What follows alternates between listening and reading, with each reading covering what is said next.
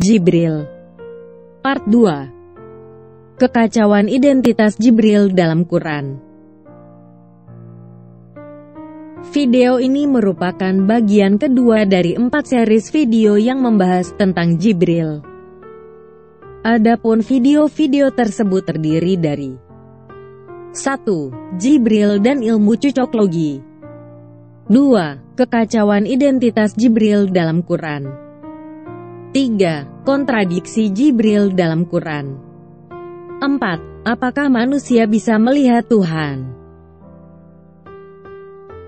Anda semuanya tentu sudah menonton video saya yang berjudul Ilmu Cocoklogi dalam Islam, di mana saya membongkar bagaimana para penterjemah Quran telah membohongi umat muslim dengan sengaja menyisipkan kata-kata yang sebenarnya tidak ada dalam bahasa aslinya. Penyisipan kata-kata yang tidak ada dalam bahasa aslinya ini seringkali mengubah maksud dari ayat dalam bahasa aslinya. Hal ini dilakukan selain untuk menutupi kontradiksi tapi juga agar terlihat adanya konsistensi dalam Quran itu sendiri. Dan dalam video ini saya lagi-lagi akan membongkar ilmu cocoklogi dalam malaikat Jibril. Pada umumnya baik kaum muslim ataupun pakar muslim setuju bahwa Jibril adalah malaikat yang menyampaikan wahyu Allah SWT kepada Muhammad dan juga menyampaikan kabar kepada Maria ibu Yesus dan kepada Abraham.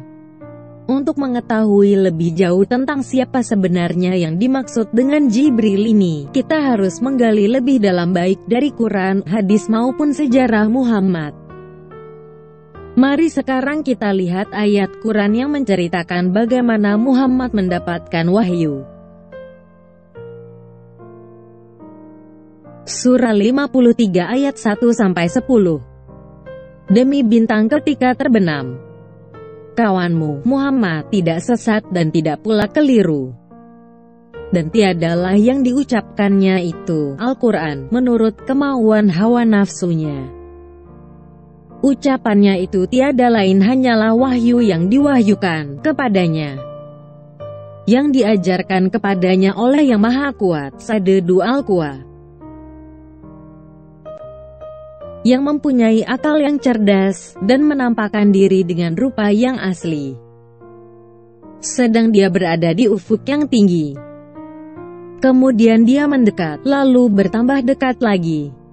Maka jadilah dia dekat pada Muhammad sejarak 2 ujung busur panah atau lebih dekat lagi. Lalu dia menyampaikan kepada hambanya, Muhammad, apa yang telah dia wahyukan. Lagi-lagi dalam cerita di atas tidak diketahui siapa yang bertemu dan menyampaikan wahyu kepada Muhammad. Dan walaupun dalam bahasa aslinya tidak terdapat kata Jibril, namun dalam beberapa terjemahan sering disisipkan kata Jibril. Mari kita anggap bahwa yang bertemu dan menyampaikan wahyu adalah benar-benar Jibril. Dari ayat 5 di atas kita tahu bahwa yang menyampaikan wahyu tersebut adalah sesuatu yang maha kuat, Sadadu Al-Quwa. Kalau kita perhatikan baik-baik, maka kita hanya akan mendapatkan 2 orang yang diceritakan dalam kisah di atas, yaitu Muhammad dan penyampai wahyu. Tidak ada dalam kisah di atas satu pun yang menyinggung tentang Allah SWT. Dan kalau kita lanjutkan ke ayat 9 dan 10, maka kita akan mengerti kata ganti, dia, dalam ayat 10 merujuk pada sang penyampai wahyu. Dan dari ayat 10 kita bisa melihat bahwa Muhammad merupakan hamba dari si penyampai wahyu tersebut. Setelah kita mengetahui ciri-ciri Jibril dari cerita di atas, mari sekarang kita lihat ke cerita tentang kabar yang disampaikan kepada Maria ibu Yesus. Lagi-lagi berdasarkan tradisi Islam yang tidak jelas dari mana datangnya, baik para pakar muslim maupun kaum muslim percaya bahwa malaikat Jibril lah yang menemui Maria ketika menyampaikan kabar kehamilan Maria. Mari kita baca kisahnya yang diambil dari surah 19 ayat 16-20 sebagai berikut. Dan ceritakanlah kisah Maryam di dalam Al-Quran, yaitu ketika ia menjauhkan diri dari keluarganya ke suatu tempat di sebelah timur. Maka ia mengadakan tabir yang melindunginya dari mereka. Lalu kami mengutus roh kami kepadanya, maka ia menjelma di hadapannya dalam bentuk manusia yang sempurna. Maryam berkata, "Sesungguhnya aku berlindung daripadamu kepada Tuhan yang Maha Pemurah, jika kamu seorang yang bertakwa." Ia, Jibril, berkata, "Sesungguhnya aku ini hanyalah seorang utusan Tuhanmu untuk memberimu seorang anak laki-laki yang suci." Maryam berkata, "Bagaimana akan ada bagiku seorang anak laki-laki, sedang tidak pernah seorang manusia pun menyentuhku dan aku bukan pula seorang pezina." Kalau kita baca dengan lebih sesakma ayat 17 di atas, di mana dikatakan kami mengutus roh kami, maka akan menjadi jelaslah bahwa Allah SWT telah mengutus rohnya sendiri, dan rohnya tersebut menjelma dalam bentuk manusia. Anda sekalian bisa melihat dari ayat tersebut bahwa ternyata Allah SWT pun mempunyai roh, dan ini tentunya bertentangan kepercayaan Islam. Namun dalam kesempatan ini saya tidak akan membahas tentang Allah SWT mempunyai roh atau tidak, namun saya akan membahas tentang identitas Jibril. Dan kalau kita melihat lebih lanjut pada ayat 19, di mana kata Jibril disisipkan untuk menjelaskan kata ia atau rohnya. Selain dari ayat di atas yang menceritakan kisah pemberitahuan kelahiran Yesus, kita akan bisa juga melihat dari ayat surat 3 ayat 42-47 yang juga mengisahkan hal yang sama. Dan ingatlah, ketika malaikat Jibril berkata, "Hai Maryam, sesungguhnya Allah telah memilih kamu, mensucikan kamu dan melebihkan kamu atas segala wanita di dunia yang semasa dengan kamu. Hai Maryam, taatlah kepada Tuhanmu, sujud dan rukulah bersama orang-orang yang ruku."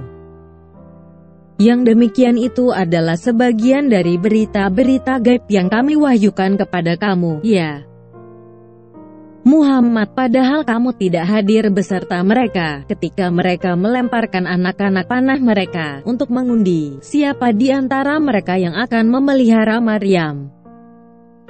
Dan kamu tidak hadir di sisi mereka ketika mereka bersengketa. Ingatlah, ketika para malaikat berkata, "Hai Maryam, sesungguhnya Allah menggembirakan kamu dengan kelahiran seorang putra yang diciptakan dengan kalimat yang datang daripadanya, namanya Al-Masih Isa putra Maryam, seorang terkemuka di dunia dan di akhirat dan termasuk orang-orang yang didekatkan kepada Allah. Dan dia berbicara dengan manusia dalam buayan dan ketika sudah dewasa, dan dia adalah termasuk orang-orang yang saleh." Maryam berkata, "Ya Tuhanku, betapa mungkin aku mempunyai anak, padahal aku belum pernah disentuh oleh seorang laki-laki pun." Allah berfirman dengan perantaraan Jibril, "Demikianlah Allah menciptakan apa yang dikehendakinya."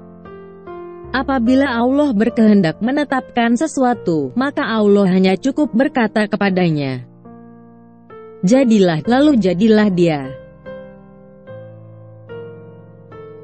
Pertama, mari kita perhatikan ayat dari surah 19 ayat 20 di mana dikatakan, Maryam berkata, "Bagaimana akan ada bagiku seorang anak laki-laki?"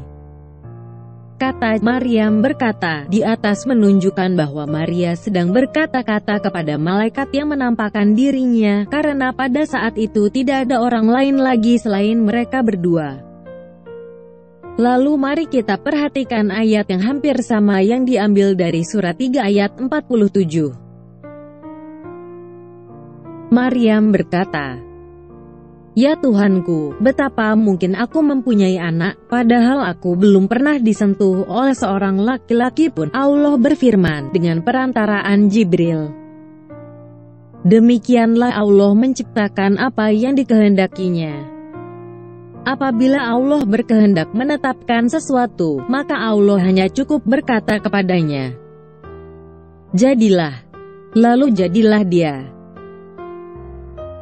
Nah, dari ayat di atas, jelaslah bahwa Maria memanggil malaikat tersebut sebagai Tuhan. Sekarang mari kita beralih ke hadis yang menceritakan bagaimana Muhammad mendapatkan wahyu dan melihat gelar apa yang dimiliki oleh Jibril tersebut. Untuk itu mari kita lihat hadis dari Sahih Bukhari di bawah ini. Telah menceritakan kepada kami Yahya bin Bukair berkata, telah menceritakan kepada kami dari Al-Laits dari Uqail dari Ibnu Syihab dari Urwah bin Az-Zubair dari Aisyah ibu kaum mukminin bahwasanya dia berkata, permulaan wahyu yang datang kepada Rasulullah Shallallahu Alaihi Wasallam adalah dengan mimpi yang benar dalam tidur. Dan tidaklah beliau bermimpi kecuali datang seperti cahaya subuh. Kemudian beliau dianugerahi kecintaan untuk menyendiri. Lalu beliau memilih gua Hiro dan bertahanat, yaitu ibadah di malam hari dalam beberapa waktu lamanya sebelum kemudian kembali kepada keluarganya guna mempersiapkan bekal untuk bertahanat kembali. Kemudian beliau menemui Khadijah mempersiapkan bekal.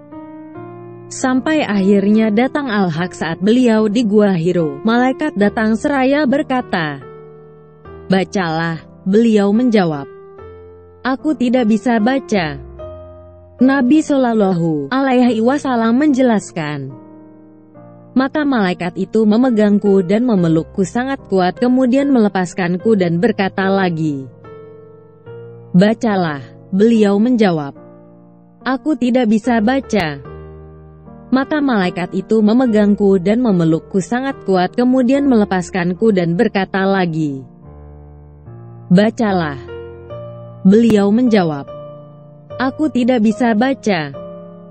Malaikat itu memegangku kembali dan memelukku untuk ketiga kalinya dengan sangat kuat lalu melepaskanku. Dari hadis di atas kita tahu kalau yang datang menemui Muhammad adalah malaikat Jibril, dan ternyata malaikat tersebut mempunyai gelar Al-Haq. Menurut surah 22 ayat 6, Al-Haq, kebenaran, merupakan gelar dari Allah SWT sendiri. Surah 22 ayat 6. Yang demikian itu karena sesungguhnya Allah, Dialah yang hak dan sesungguhnya Dialah yang menghidupkan segala yang mati dan sesungguhnya Allah Maha Kuasa atas segala sesuatu. Sekarang mari juga kita melihat sejarah Muhammad yang ditulis oleh Imam Al-Tabari dalam bukunya.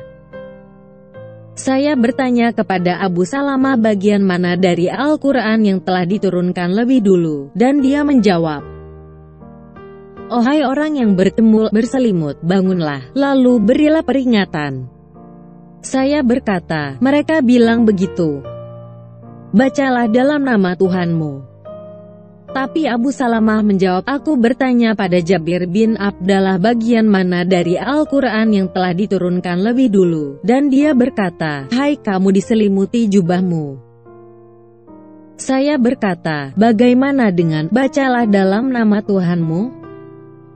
Tetapi dia menjawab, apa yang saya katakan adalah apa yang Nabi katakan kepada saya. Dia berkata, saya sedang bertahanus di Gua Hira, dan ketika saya telah menyelesaikan tahanus saya turun gunung dan pergi ke dasar air. Lalu aku mendengar suara memanggilku, saya melihat ke kanan dan ke kiri, di belakang dan di depan saya, tetapi tidak dapat melihat apapun. Lalu aku melihat ke atas, dan di sana dia sedang duduk di atas arsy antara langit dan bumi, dan aku takut padanya. Nabi biasa menceritakan kisah ini sebagai berikut. Suatu hari aku sedang berjalan ketika aku melihat malaikat yang biasa datang kepadaku di Hira, di arsy antara langit dan bumi. Saya dilanda teror olehnya, dan saya pergi ke Khadijah dan berkata, selesaikan saya. Jadi kami membungkusnya, zamalnahu, yaitu, membungkusnya dengan jubah, datarnahu, dan Allah menyatakan, wahai kau diselimuti jubahmu, bangkitlah dan peringatkan. Tuhanmu memperbesar, pakaianmu dimurnikan. Demikian juga yang dikatakan dalam hadis Sahih Muslim sebagai berikut.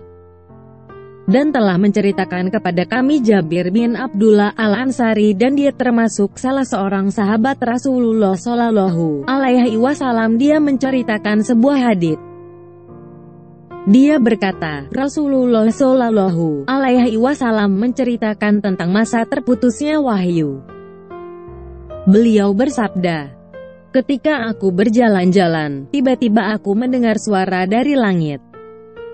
Aku mendongakkan kepalaku, ternyata malaikat yang pernah mendatangiku di Gua Hira, sedang duduk di atas arsy terapung-apung di antara langit dan bumi. Bahkan Al-Tabari dalam bukunya yang berjudul Al-Sirah Al-Nabawiyah menyatakan bahwa Muhammad bersujud di hadapannya.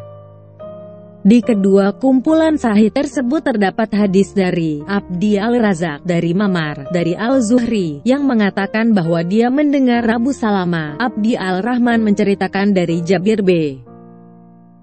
Abdi Allah, yang telah mendengar Rasulullah berbicara tentang turunnya wahyu, berkata, saat aku berjalan, aku mendengar suara dari surga. Saya mengangkat pandangan saya ke arah langit dan di sana saya melihat malaikat yang datang kepada saya di Gua Hira, duduk di atas arsy di tengah langit. Aku bersujud di hadapannya dalam ketakutan, langsung ke tanah. Utusan Tuhan berkata, saya menghabiskan 1 bulan dalam pengasingan di Gua Hira, dan ketika itu selesai saya pergi ke lembah. Saya mendengar suara memanggil saya dan saya melihat ke depan, di belakang saya dan ke kiri dan ke kanan, tetapi saya tidak melihat apa-apa. Lalu aku melihat ke langit dan di sanalah dia, di singgasana di udara. Menurut varian akun dia menggunakan kata-kata, dan ada malaikat yang datang kepadaku di Gua Hira, duduk di singgasana antara langit dan bumi. Dan aku berlutut menyembahnya. Dari penjelasan di atas kita tahu ternyata Jibril pun duduk di atas arsy dan Muhammad menyembahnya. Bukankah ini merupakan dosa syirik, suatu dosa yang tidak terampuni? Saya kira dari beberapa sumber yang telah kita gali di atas, sudah cukup kita mengumpulkan bukti tentang identitas dari Jibril itu sendiri sebagai berikut. 1. Jibril ternyata maha kuat. 2. Muhammad merupakan hamba dari Jibril. 3. Jibril merupakan roh Allah. 4. Maria memanggil Jibril sebagai Tuhan. 5. Jibril mempunyai gelar Al-Haq yang merupakan gelar Allah. 6. Jibril duduk di atas singgasana arsy. 7. Muhammad berlutut menyembah Jibril. Nah sekarang kita bisa menyimpulkan sendiri siapa sebenarnya Jibril itu. Bagaimana mungkin seorang malaikat bisa mempunyai atribut yang hanya dipunyai oleh Allah dan disembah oleh Muhammad? Ataukah sebenarnya Allah SWT mempunyai beberapa pribadi seperti yang dipercaya dalam Kristen dan Jibril merupakan salah satu pribadi Allah lainnya selain Allah SWT? Sekarang kita bisa melihat bagaimana kacaunya doktrin dalam Islam. Semua kekacauan pengertian dalam doktrin Islam ini terjadi karena Quran hanyalah karangan manusia belaka sehingga tidak ada kebenaran di dalamnya.